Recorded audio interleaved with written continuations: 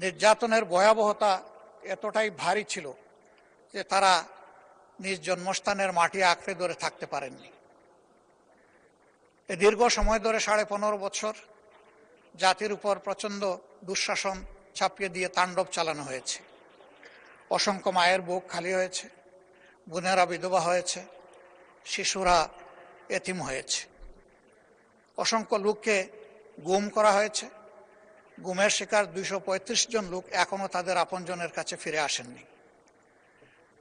তাদের আপনজন জানেন না আসলে তাদের বাস্তব অবস্থা কি হয়েছে, তারা কি বেঁচে আছেন নাকি দুনিয়া থেকে বিদায় নিয়েছে। এই সময়ের ভিতরে এক্সট্রা জুডিশিয়াল কিলিংয়ের শিকার হয়েছেন 2662 জন মানুষ, যারা মিনিমাম কোনো বিচার আলোয় দেখার সুযোগ পাননি। তাদেরকে নির্মমভাবে খুন করা হয়েছে। কার্যত তখন যারা আমরা বিরোধী দলে ছিলাম এর নির্মম ভিকটিম তারাই হয়েছিলাম। এ সমস্ত পরিবারের কাছে আজকে আমাদের কোনো জবাব নেই।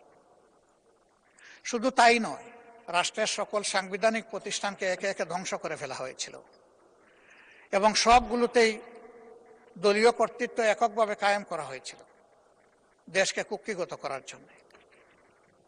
শেষ পর্যন্ত আমরা লড়ে গেছি সবাই, যার যার জায়গা থেকে যতটুকু পারি ম্যাক্সিমাম।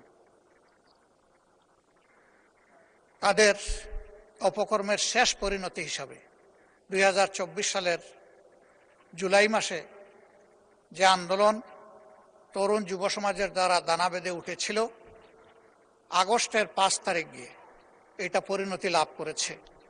এই জন্য কোনো দেশের ক্যালেন্ডারে 36 জুলাই বলে কিছু নাই, আমাদের দেশে তা প্রতিষ্ঠিত হয়েছে।